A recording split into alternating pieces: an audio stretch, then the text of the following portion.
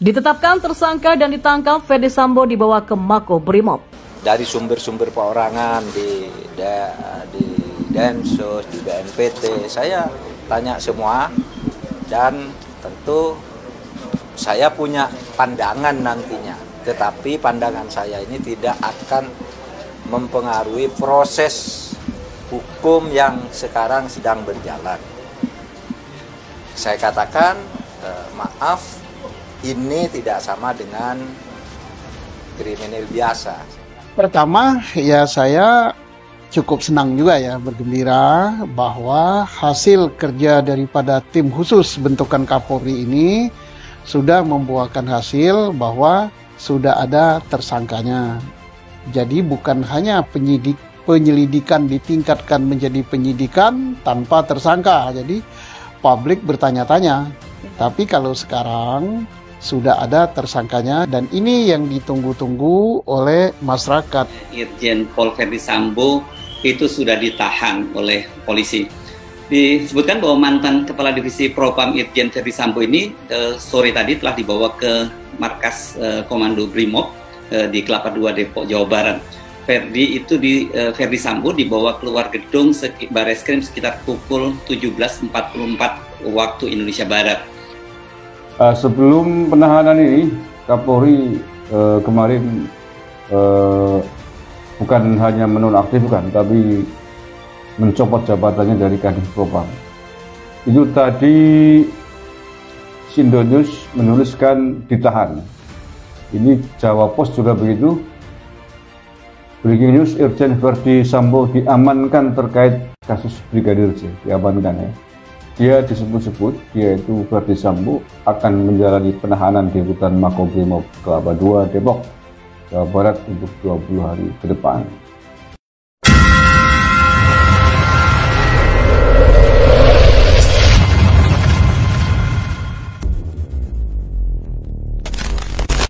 Mantan Kadif Propam Polri Irjen Ferdy Sambo dikabarkan ditangkap pada Sabtu 6 Agustus 2022.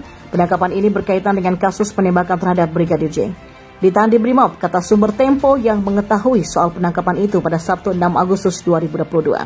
Menurutnya, Ferdy Sambo ditangkap pada Sabtu sore oleh personel Brimob yang datang ke Bareskrim pada Sabtu siang. Dan seperti yang diberitakan sebelumnya, memang sejumlah personel Brimob mendatangi Badan Reserse Kriminal atau Bareskrim sekitar pukul 1:30 siang waktu Indonesia Barat. Mereka datang membawa beberapa kendaraan taktis dan memarkir di halaman tengah Mabes Polri. Direktur Tindak Pidana Umum Bareskrim Brigadir Jenderal Andirian Jayadi menuturkan kedatangan Brimob untuk pengamanan area Bareskrim. Kehadiran personel Brimob untuk pengamanan Bareskrim itu atas permintaan resmi Kabareskrim. Katanya saat dihubungi pada Sabtu sore 6 Agustus 2022.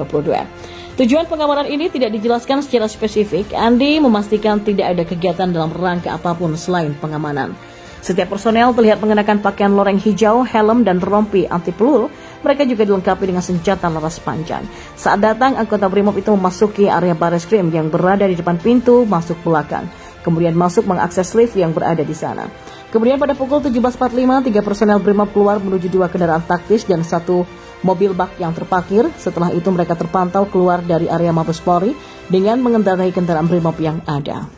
Irjen Ferdy Sambo sendiri dikabarkan telah dibawa ke Makobrimob oleh sejumlah pasukan Brimob ke Kelapa II, Depok, Jawa Barat. Kabarnya Ferdy Sambo dibawa keluar gedung Bareskrim sekitar pukul 17.44 waktu Indonesia Barat. Informasinya, Ferdy Sambo akan ditahan di Makobrimob untuk 20 hari ke depan. Hasil pemeriksaan awal tim Sus Polri Sabtu sore, FS ditetapkan melanggar kode etik dan malam ini akan ditetapkan tersangka dan ditahan di Makobrimob untuk 20 hari ke depan, kata sumber. Dan seperti diketahui, Ferdy Sambo telah menjalani pemeriksaan kedua sejak Jumat oleh tim Irwasum Mabes Polri di Bareskrim sebagai tindak lanjut pengusutan perkara tewasnya Brigadir J di rumah dinasnya pada Jumat 8 Juli 2022 lalu. Sebagaimana terpantau pada Sabtu 6 Agustus 2022 siang, sejumlah pasukan Brimob tengah menjaga ketat gedung Bareskrim Polri. Para anggota Brimob tersebut tiba di Bareskrim Polri sekitar pukul 13.30. Tidak hanya seragam lengkap, mereka juga datang ke Bareskrim menggunakan kendaraan taktis lengkap dengan senjatanya. Kendaraan itu diparkirkan di halaman Bareskrim Polri. Dirtipidum Bareskrim Polri Brigjen Andirian Jayadi mengkonfirmasikan bahwa kedatangan pasukan Brimob untuk melakukan pengamanan di lokasi. Andi melanjutkan pengamanan itu merupakan permintaan dari Kepala Bareskrim Polri Komjen Agus Andrianto. Meski demikian, dia tidak merinci terkait maksud dari pengamanan tersebut. Sebelumnya, Kepala Badan Reserse Kriminal atau Kabareskrim Polri Komjen Polisi Agus Andrianto dengan tegas mengatakan tim khusus Polri mendapatkan surat dari penyidik agar melakukan evaluasi terhadap penanganan 2 laporan tersebut. Komjen Agus Andrianto menjelaskan Bareskrim Polri saat ini melakukan penyidikan terhadap 3 laporan polisi dalam kasus yang berkaitan. Yang pertama, laporan polisi yang dilayangkan oleh keluarga Brigadir Nofriansah Yosua Huta Barat atau Brigadir J terkait dugaan pembunuhan berencana. Yang kedua, laporan polisi dari Putri Chandrawati Ferdi Sambo tentang pelecehan seksual. Dan yang ketiga, laporan ancaman pembunuhan dari Baradae. 2 laporan polisi yang disebut terakhir merupakan limpahan dari Polda Metro Jaya. Sebelumnya, 2 laporan itu ditangani oleh Polres Metro Jakarta Selatan pada tahap penyidikan awal, kemudian ditarik ke Polda Metro Jaya. Belakangan diambil alih oleh tim khusus Bareskrim Polri. Mantan Kapolda Sumut itu mengungkapkan alasan pihaknya mengevaluasi 2 laporan itu karena berdasarkan hasil pemeriksaan yang dilakukan Inspektorat Khusus atau IRSUS tim Sus Polri didapati 25 personel Polri tidak profesional dalam penanganan tempat kejadian perkara atau TKP. Mereka disebut Agus diduga merusak dan menghilangkan barang bukti di tempat kejadian perkara atau TKP pembunuhan Brigadir J. Dan untuk itulah Bareskrim Polri merasa perlu melakukan evaluasi terhadap laporan polisi tersebut. Adapun 25 personel Polri itu yang melakukan tindakan tidak patut tersebut berasal dari Satuan Bareskrim, Polres Metro Jakarta Selatan, dan Polda Metro Jaya. Saat ini mereka tengah menjalani proses pemeriksaan oleh tim khusus Polri.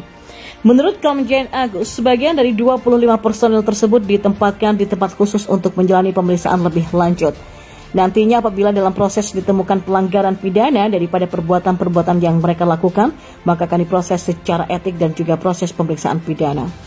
Komjen Agus menambahkan penyidik masih menunggu rekomendasi dari Irwasum yang menjadi dasar perlu tidaknya dilakukan peningkatan status terhadap 25 personel tersebut menjadi bagian dari pelaku di dalam pasal 55 dan pasal 56. Dalam kasus ini, tim penyidik tim khusus Bareskrim Polri telah menetapkan Baradae sebagai tersangka dengan sangkaan pasal 338 KUHP Junto, pasal 55 KUHP dan pasal 56 KUHP.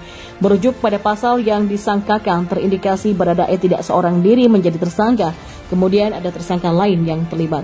Komjen Agus pun menyebutkan pihaknya belum menerapkan pasal 340 tentang pembunuhan berencana sebagaimana yang dilaporkan oleh pihak keluarga Brigadir J karena proses penyidikan masih dalam pendalaman.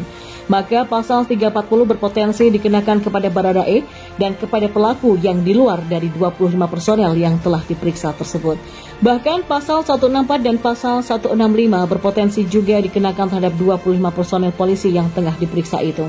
Terkait pemeriksaan sejumlah perwira tersebut, Kapolri telah mengeluarkan surat telegram nomor 1628/KIP/2022 tertanggal 4 Agustus 2022 memutasi Irjen Ferdi Sambo dan skuadnya terkait kasus Brigadir J. Mantan Kadif Propam Polri Irjen Ferdi Sambo dikabarkan ditangkap pada Sabtu 6 Agustus 2022. Penangkapan ini berkaitan dengan kasus penembakan terhadap Brigadir J. Ditahan di Brimob, kata sumber Tempo yang mengetahui soal penangkapan itu pada Sabtu 6 Agustus 2022. Menurutnya, Ferdi Sambo ditangkap pada Sabtu sore oleh personel Brimob yang datang ke Bareskrim pada Sabtu siang. Dan seperti yang diberitakan sebelumnya, memang sejumlah personel Brimob mendatangi Badan Reserse Kriminal atau Bareskrim sekitar pukul 1:30 siang waktu Indonesia Barat. Mereka datang membawa beberapa kendaraan taktis dan memarkir di halaman tengah Mabes Polri. Direktur Tindak Pidana Umum Bareskrim Brigadir Jenderal Andi Rian Jayadi menuturkan kedatangan Brimob untuk pengamanan area Bareskrim.